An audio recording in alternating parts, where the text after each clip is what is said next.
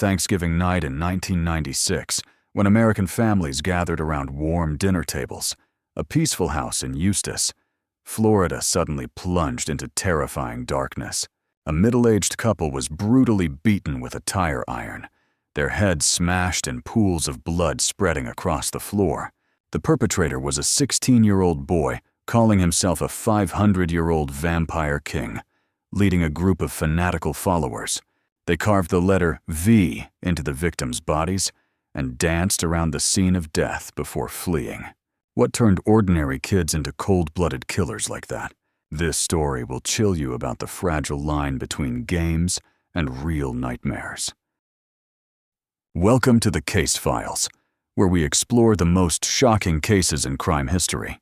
Today we'll dive deep into one of the cases that rocked America in the late 90s. In this episode, we're taking a deep dive into the infamous case of the Vampire Clan Massacre. Part 1. Peaceful Town and Fateful Night. Eustis, Florida, in 1996 was a small town with just about 15,000 people, where folks lived simple lives. Petty thefts were big news in the local papers.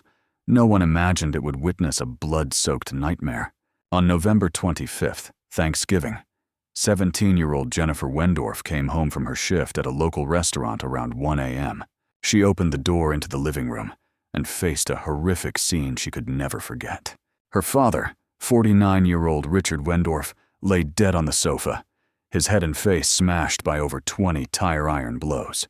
Her mother, Naoma Ruth Queen, was also savagely murdered as she ran out from the bathroom, body full of fatal wounds. On Mr. Richard's chest was a deep carving of the letter V, a mysterious mark that initially baffled police. Jennifer screamed in panic and called the cops right away, turning the holiday night into a nightmare for the whole town. But this was just the start of a much darker story involving kids gripped by delusions. Who could imagine the culprits were just a group of vampire-obsessed teenagers? Part 2. Rod Ferrell, From Abandoned Child to King of the Night.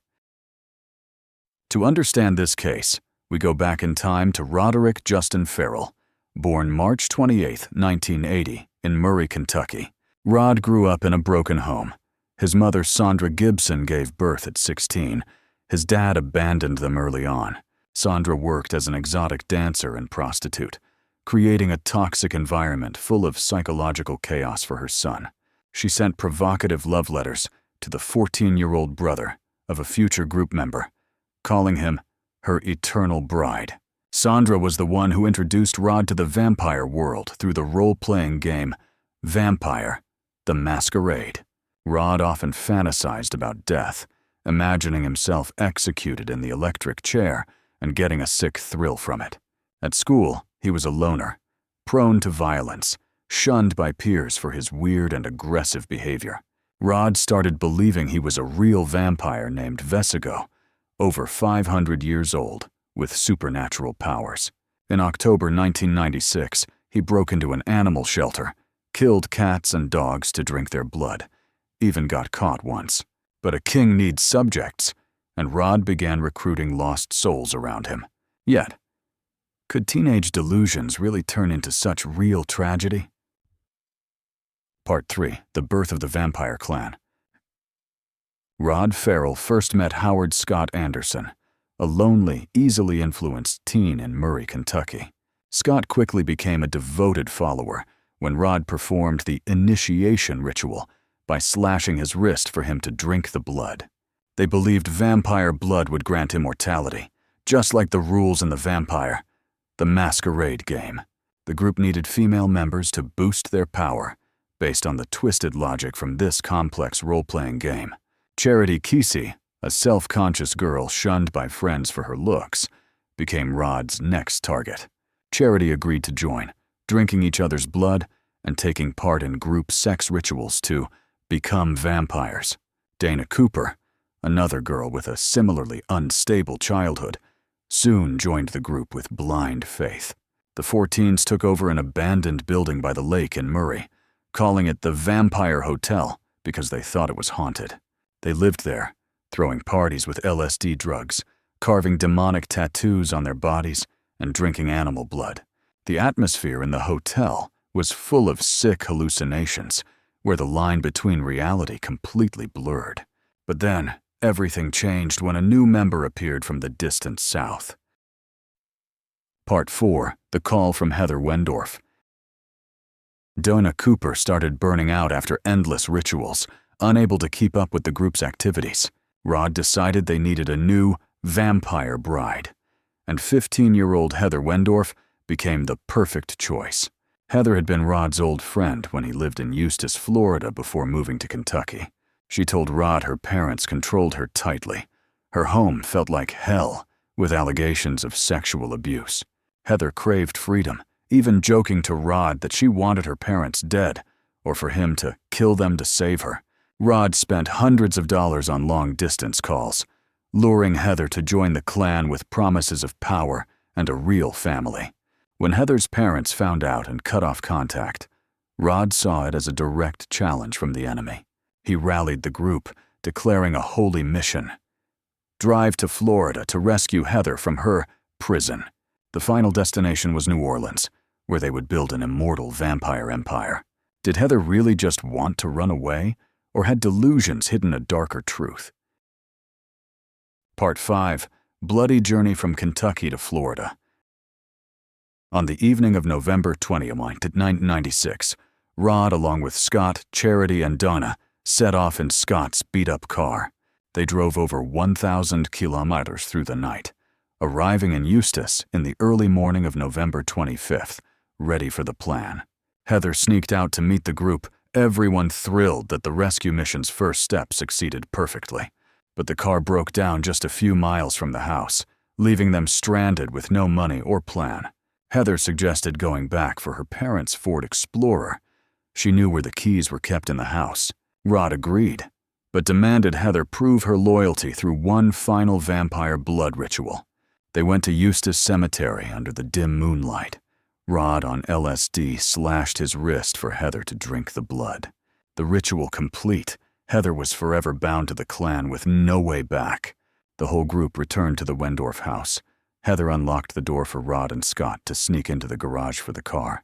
The two girls waited outside, unaware the nightmare was about to explode inside the peaceful home. Hi. Part 6. Horrific Massacre Night. Rod and Scott sneaked into the house through the garage door, but stumbled upon Richard Wendorf sleeping on the living room sofa. Mr. Richard suddenly woke up, spotting two strangers in his house at 2 a.m. In that deadly tense moment, Rod was no longer a teen stealing a car.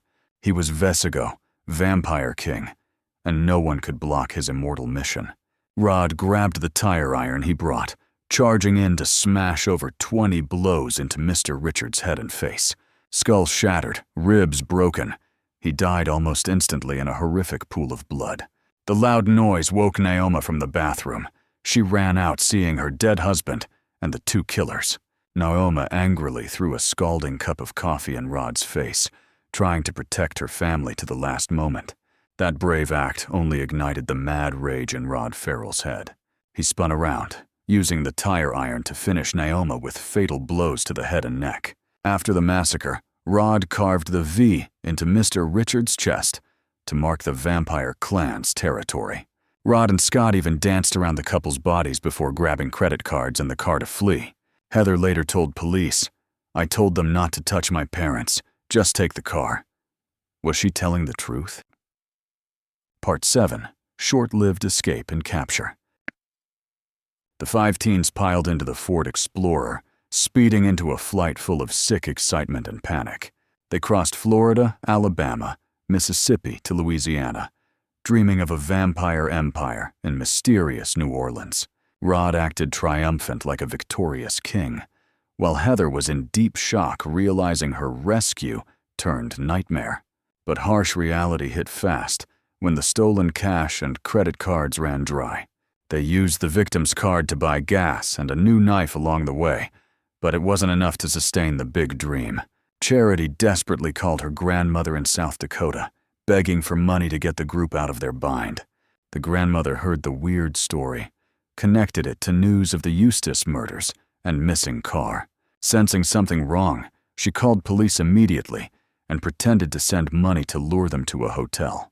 On November 28th, just 3 days after the massacre, police surrounded Howard Johnson's in Baton Rouge, Louisiana. The vampire clan was arrested easily without resistance, their faces tired and dazed under handcuffs. Images of the skinny teens being led away spread across U.S. media, ending their bloody dream abruptly. Part 8. Investigation Process and Shocking Trial. In the interrogation room, Rod Ferrell confessed everything with a calm, chilling demeanor that horrified detectives.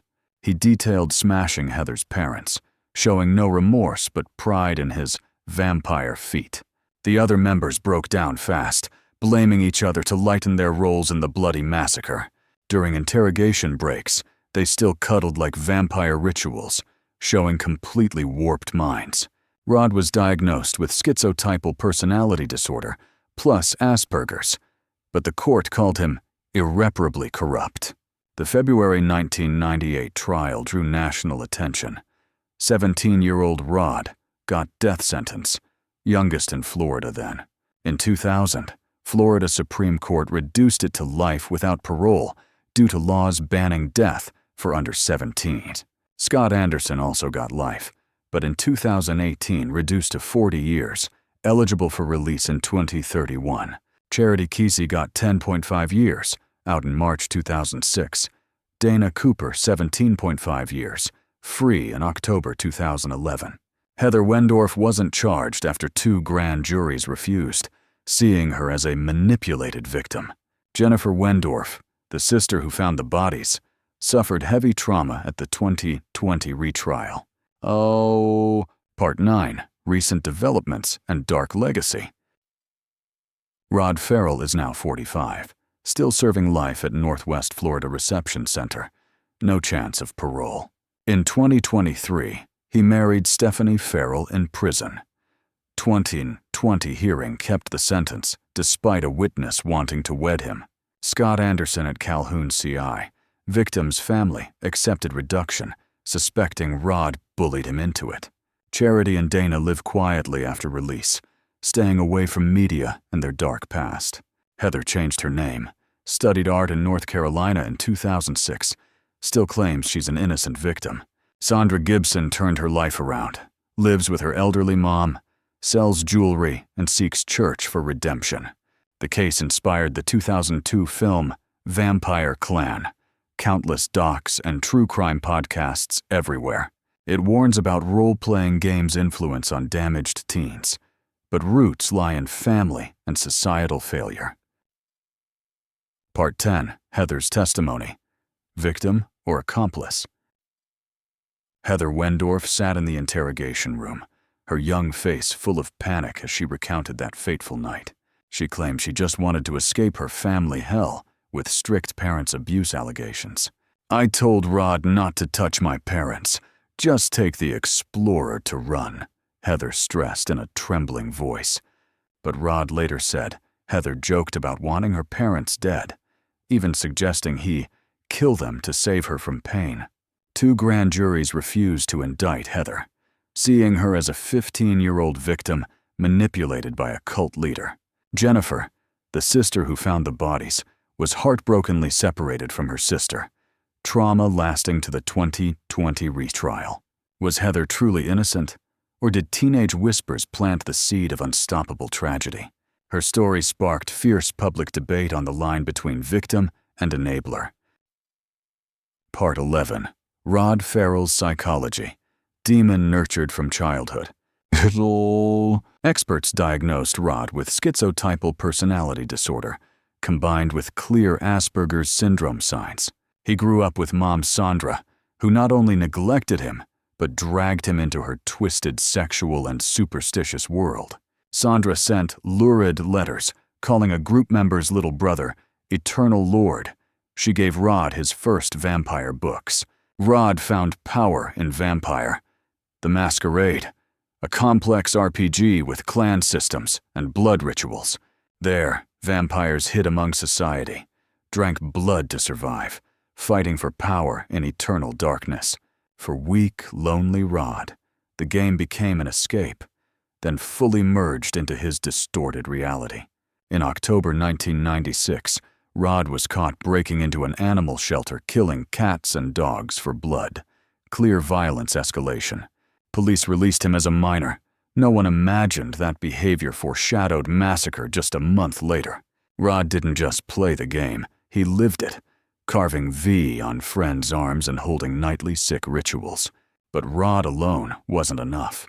He needed to create a clan to reinforce his immortal king delusion. Part 12. Sick Rituals at Vampire Hotel. The abandoned building by Murray Lake, Kentucky became the group's sanctuary, where no one dared go thinking it haunted. They called it Vampire Hotel, where 4 teens lived on society's edge, lost in non-stop LSD hallucinations. Rod led rituals, slashed his wrist, dripped blood into followers' mouths to transfer eternal power.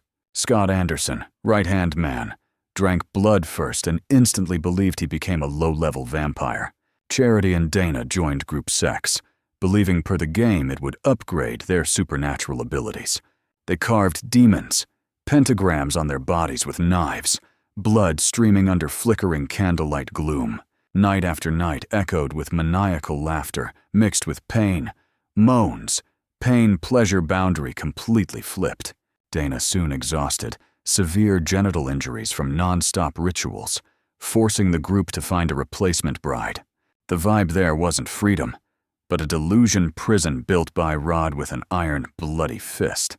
Everything changed when Heather called from Florida, desperate to escape her own stifling life.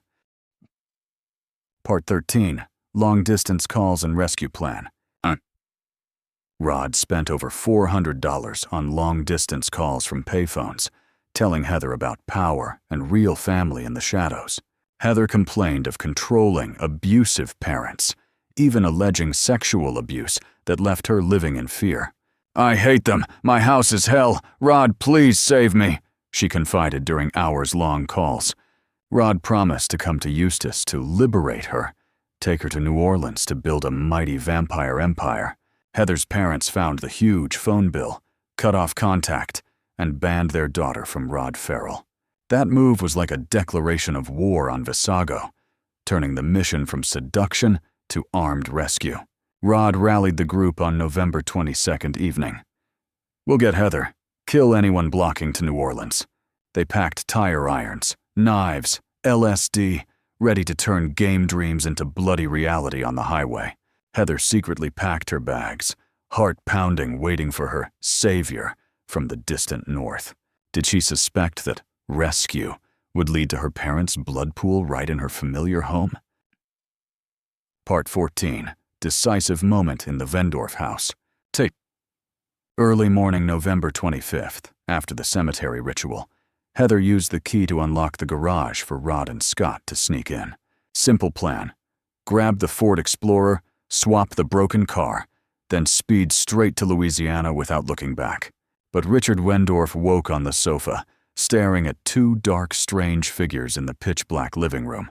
"Who the hell are you? Get out of my house now!" he yelled, voice full of rage protecting his family turf. Rod panicked for a second. Then vampire king delusion surged stronger than ever in his disordered mind. He charged, swinging the tire iron 20-30 non-stop blows into Mr. Richards' head and face until the skull shattered. Blood splattered everywhere on walls and sofa. He died instantly in a pose protecting his family to the last breath. Naoma heard from the bathroom, ran out holding a scalding coffee cup thrown straight at fierce Rod.